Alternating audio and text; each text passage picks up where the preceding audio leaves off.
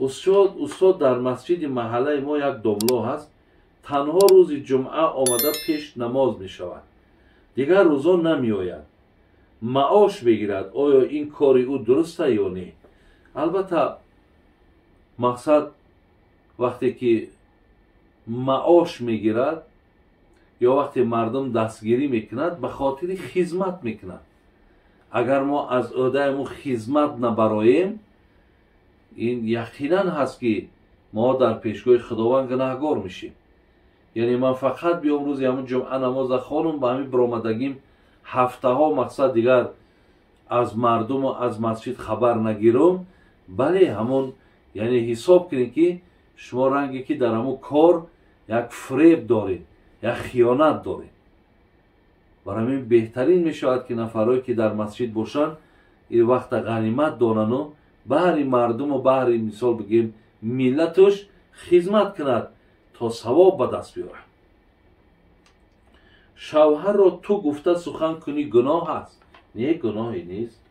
اگر شوهر مقصد انا ای فیراد کنی، انا تو چیکار کردی سای بگوی، یگان جای گناهش نیست. لیکن اگر خی مقصد احترام کنی، انا نام شام کیف بگیری، گناهگار ندارد.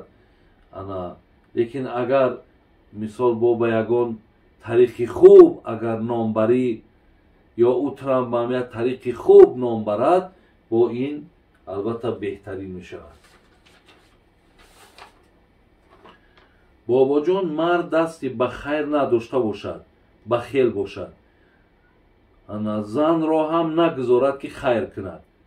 جایز است خیر کند، در همین حال زن پنهانی خیر کند، درسته؟ مردک مقصد بخیل مرده، زن شام نمیماند که خیر صدقه کنه، میگه پنهانی کنم اگر اجازت های. اکو پنهانی به معنای که تو دزدیده کنی اجازت نیست. همین اجازت چه بگیر، اجازت بگیر که مردک یکی مقصد هستی نیستی همین خانه یکون چیزا که بیرون کنیم اجازت های، بگه اجازت های، بعد مقصد درست میشه. لیکن اگر ای مالی خودت باشه حق داری مالی خودت مثال صدقه کنی، ای مالی مردک به اجازت بکن. پیش از خواب کلمه شهادت را خوانی، در وقت خواب جان دهی، این چی می شود؟ البته هر کسی که مثلا اشهد ان لا اله الا الله، اشهد ان محمدا عبد و رسول میگه، یا لا اله الا الله محمد و رسول الله میگه، خواب میکنه. اگر در همه حالت خواب جان شد که خداوند گرفت، این همه آخران سخنی بگیم از دنیاش که همون لا اله الا الله بود، علای مهربان در بدل او البته تر داخل جنت میکنه. بهترین است که پای به طهارت خواب کنیم، کلمه هامون بگیم، دعاهای پیش از خوابمون انجام بدیم، بعد خواب کنیم، انشاءالله بهترین میشه. استاد جان التماس با ما راه های مبارزه با شهوت را فهمانید، چون که برای غریبان بسیار سخت است. یعنی در غریبی خواهرای ما هن، برادرای ما هن، خلاص برای پیشگیری شهوت چیکار کردن نکن. اکا در این باب ما همون حدیث پیامبری گرامی من که یا معشر شباب من استطاع منکم الباءة فلیتزوج فانه اغض للبصر و احسن للفرج و من لم یستطع فعلیه بالصوم فانه له وجاء. پیامبر ما گفته اگر جوان دختری شوهر کن، جوان پسری زن بگیر. اگر شما شوهر کردین و زن گرفتین، شما دیگه با چشم شهوت کسی را نگاه نمیکنین یا در راه زنا نمیروین. اگر به شرط امکانیت شوهر کردن زن گرفتن ندارین، شما روزه بگیرین و روزه مقصد اما غلبه شهوت از بین میبرن. این یک راهی که پیامبر ما به حدیث برای ما تعلیم دادن. ولی نفرهایی که در غریبی هستین و برای شما روزه گرفتن با مشکل هم هست، برای همین اینجا در خواهرها و دادرای عزیز یگانه راهش همین اراده مستحکم دعا. برای که اونجا وقتی مردک مشغولی کار باشد، روزه را یک آدمی میگیرد که بیکاره، روزه را یک آدمی میگیرد که کارش سبکه. وقتی تا بگاه کار میکنی با شکم گرسنه کار کرده نمیشه. به همین خاطر شما در اراده مستحکم همین چقدر اگر توفیقت زیاد باشه انشاءالله شهوت کنترل کرده میتونی. یا دعا که خداوند فقط یاردم طلب کن که خدای مهربان همین شهوت مرا غم میته. مقصد من قدرتی همین را پیشگیریش ندارم. خدای مرا قوت بده. خدای مرا کمک گفته دعا که انشاءالله از الله مهربان برایت یک فضل برایت یک مرحمت میرسه. راهاش همیه برادر عزیز. خب بابا جان اسم دخترچه مسلمه است، از خوردیش بیمار است، میگن این اسم گذاشتگی با او نفاریده است، باید اسمش را عوض کنیم. ما چیکار کنیم؟ اسمش را عوض کنیم. یعنی همین گپ هم در مردم ما بسیاره. نامش مسلمه مانده است، همین نام گویا که برداشت نکردیست. یا نامش محمد میماند، مقصد همون فرزند بیمار میشود و در او مصلحت میتن که نامش عوض کنه. این گپ تماما اصل نداره. بیماری کودک این با مقدرات کودکه. برای همین این گپ ها را هیچ وقت نزن. این گپ ها یگان اصل نداره. این گپ نادرسته. نام اگر عوض هم کنی مقصد دردی او را تو گرفته نمیتونی. برای همین به این سفسطه ها باور نکنی. فقط تبابت کنین، فقط دنبال همون تبابتش باشین، صحت صحت میشود. نشید همه شای نزد الله های. این به نام وابستگی نداره. بابای حاجی زنی که شوهرش رو با مادرش جنگ میاندازد حکمش چی است؟ خیلی که شوهر البته عقل داره. یعنی زنی که شوهرش با مادرش جنگ بدازد حکم همین زن چیه؟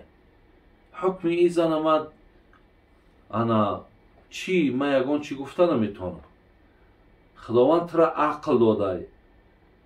وقتی که همین میبینی که زنت قطعی مادر جنگت می اندازه عقل داده خداوند، فهمیش داده، درک داده.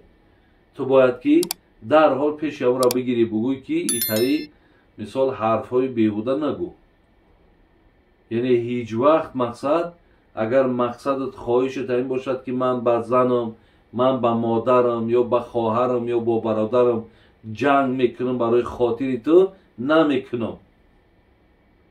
یک بار دو بار همراه مقصد بفهمانش گفتی تاجیکای ما ایزاش بته خدا خواهد دیگر تمام. وقتی ترا که جنگ انداخت و تو قطعی مادر گپت بلند که رفت تمام دیگر مقصد او حاصل شدگیه. دیگر این کار باید دائم تکرار شود. برای همین خدا عقل داده. هیچ وقت قطعی مادر به خاطر زن جنگ نکن. هیچ وقت جنگ نکن. هیچ وقت دل مادر سیاه نکن. و زنها هم باید که هیچ وقت با مادرها فرزندا را جنگ ناندازید. زیرا این بدبختیش در زندگی ختم میرسد. هیچ وقت فکر نکن که مقصد من با این کارم پیشروی میکنم یا مقصد یگان نیت های دارم در نیت ها میرسم. نه نمیشود هیچ وقت. زیرا در این کار الله ناراضیه. برای وقتی الله که ناراضی شد مقصد کارت بد میشود، حالت بسیار بد میشود، بسیار بدبختی ها دامنت میگیرد. برای این کار نکن. آیا در اسلام سوراخ کردن گوشت با مردها جایز است یا نه؟ یک پسرچه بیمار است میگوید گوشتش رو سوراخ کنید. بیماریش سبک میشیده است. این درسته؟ آخر طبیبا پرسید. یکمش یگان بار تا امروز زمان ندیدیم که گوش یگان مرده که شکاف کنن دردش سیاه شود. این خیلی تبابت نیست. این خیلی تبابت نیست که مقصد مرده که دیلش کسله، مرده که فشار خون داره بگیرن گوشش شکاف کنن تمام فشار خونش دور شود. همین من حیران میشم. خواهرها داره از باور کنید یا همین عقلهای شما کمه. یا بسیار ساده این همین را چیه؟ همین چی از مثال شما می نویسین؟ نخواست شما ببینید شما مثال معدت درد میکنه، معدت خنکی داره، ورمه، همون را گوشت شکاف کنی به همون چی تاثیر میرسه؟ یا مرد گوشوش سوراخ کردن، اگه همین قدرش نمیرسید، همیش نمیرسید. خدا پرده کنه. آخی تاجیکی ما برادرای عزیز آخی تاریخ داره. تاجیک این مقصد یک آبرو داره، عزت داره.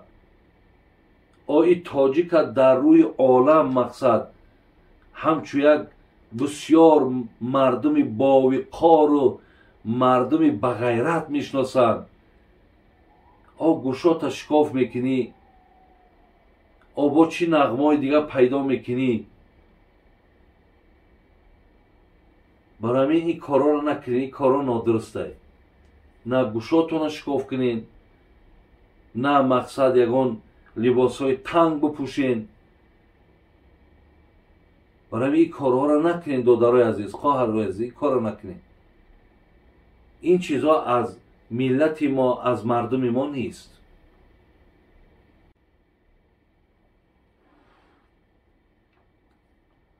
شخصی از گناه کردش سخت پشیمان می شود